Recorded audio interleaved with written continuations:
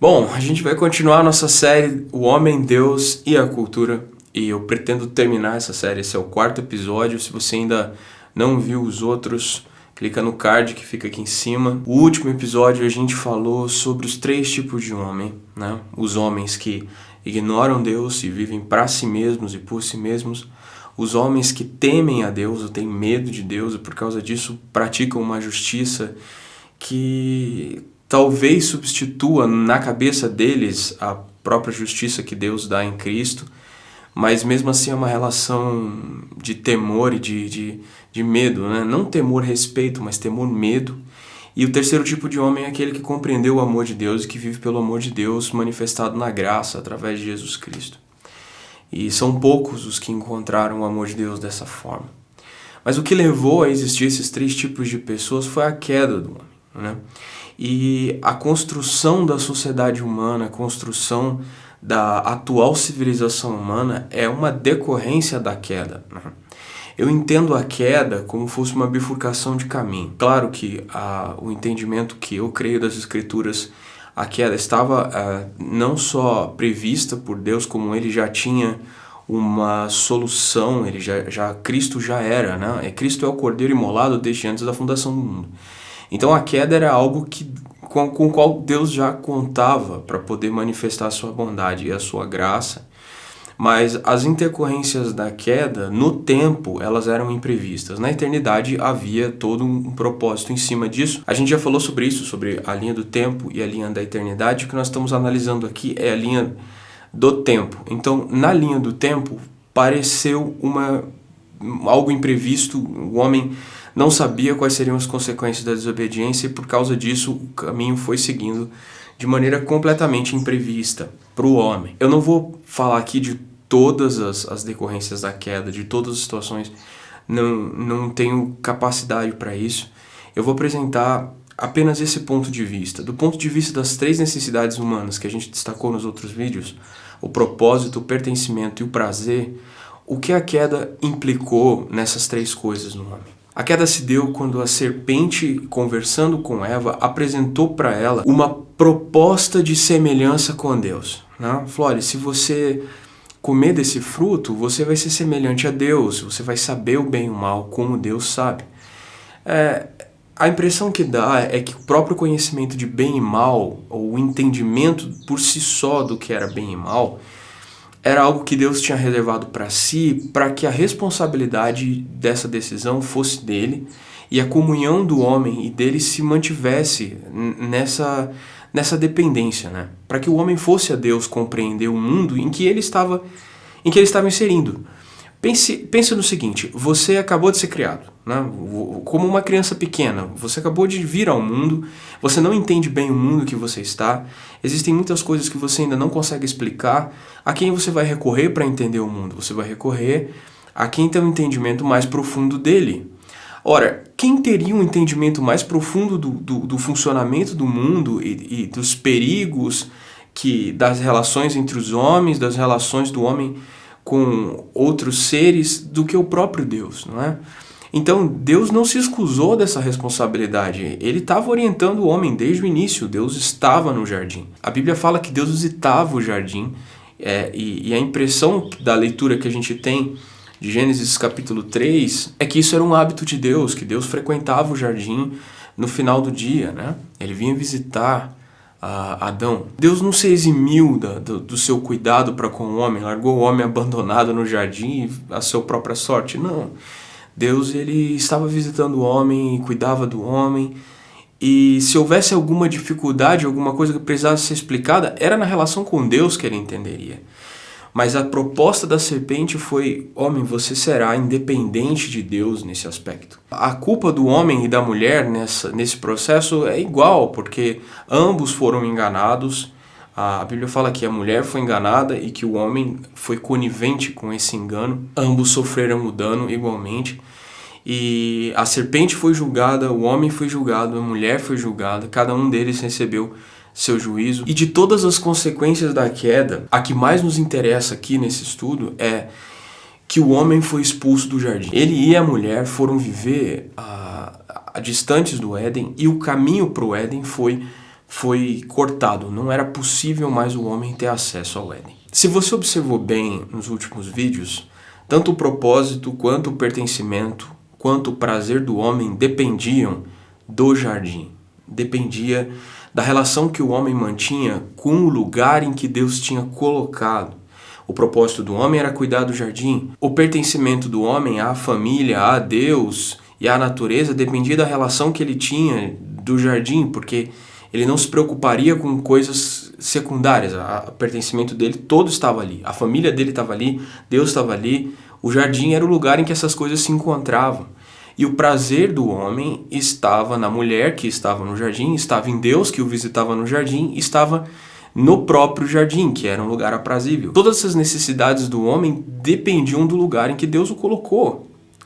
E uma vez que o homem é privado do jardim, essas coisas ficam confusas. Acontece a queda, o homem percebe que está nu e aí ele tenta se justificar, criando uma roupa para si que oculte a sua condição.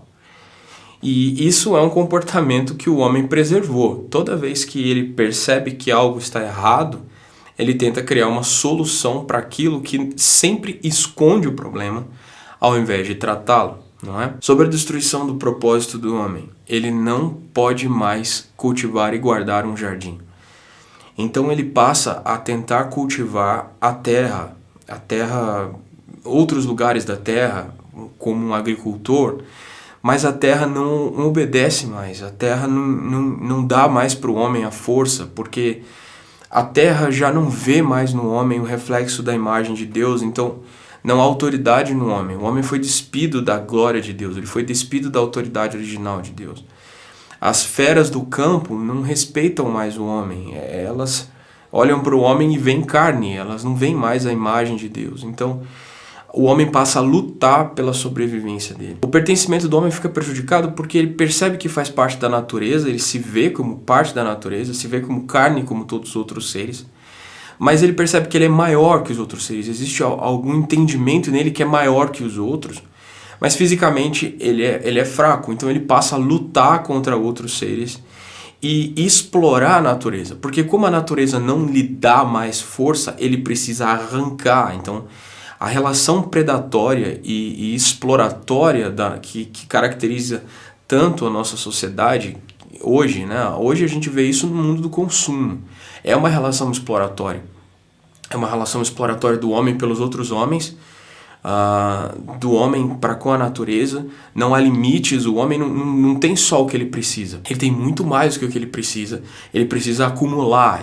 Essa sede de acumular, de ter mais, de ter o mais novo, isso é consequência da queda. O homem não entende mais a natureza como uma parceira dele, algo que ele pode cultivar, guardar, construir, edificar com a natureza. Não, ele precisa destruir, ele precisa predar, ele precisa arrancar e acumular para si, para tampar o buraco que ele sente na alma dele. O consumo, o exagero do consumo nada é além disso, é uma fome insaciável do homem. Além disso, a relação familiar do homem ficou prejudicada porque parece ter havido um sentimento ruim entre o homem e a mulher. O homem acusa a mulher acusa a serpente, e Deus fala para a mulher que o desejo dela vai ser para o marido. Então, algumas coisas ali não ficaram boas. Então, aos poucos, o próprio senso de pertencimento à família vai se deteriorando. Quando você vê o avanço da sociedade humana, da civilização humana, especialmente nos filhos de Caim, que a gente vai ver no próximo episódio, você percebe que o homem não se sente mais à vontade de pertencer a essa família. O homem precisa de famílias diferentes, de famílias maiores, de menores, de mais esposas, de não ter. E a relação familiar do homem se distancia do propósito original de Deus, que era um homem, uma mulher e seus filhos edificando um jardim e cuidando de um jardim que Deus colocou. Então, o pertencimento à família também fenece, também é destruído. E o prazer do homem encabeça a lista de necessidades.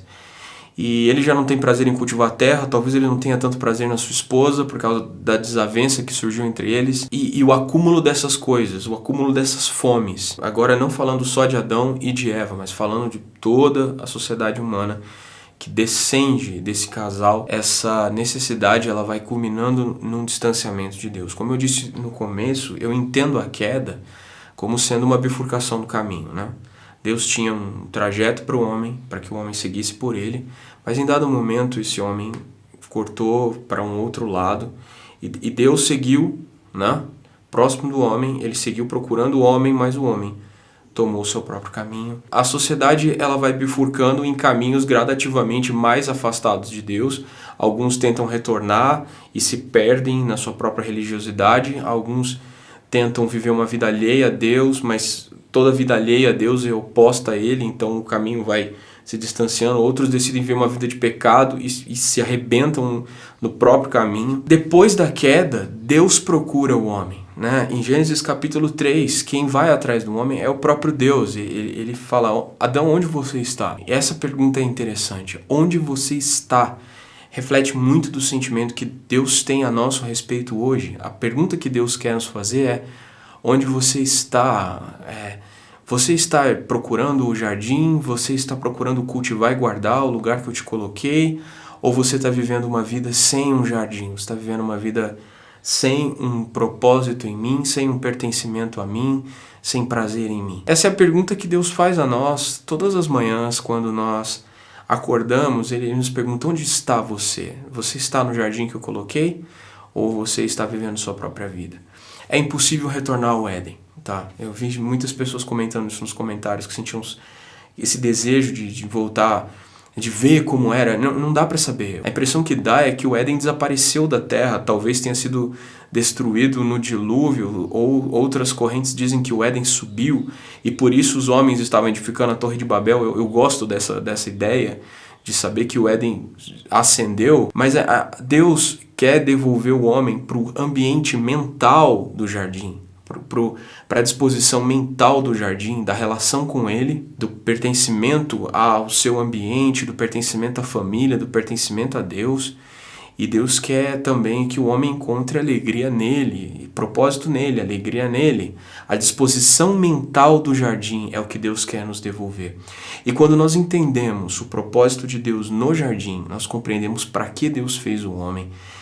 E nós entendemos que é possível viver uma vida hoje pela mentalidade do jardim. Mas a gente vai conversar mais sobre isso mais pra frente, tá bom? Então por hoje é só.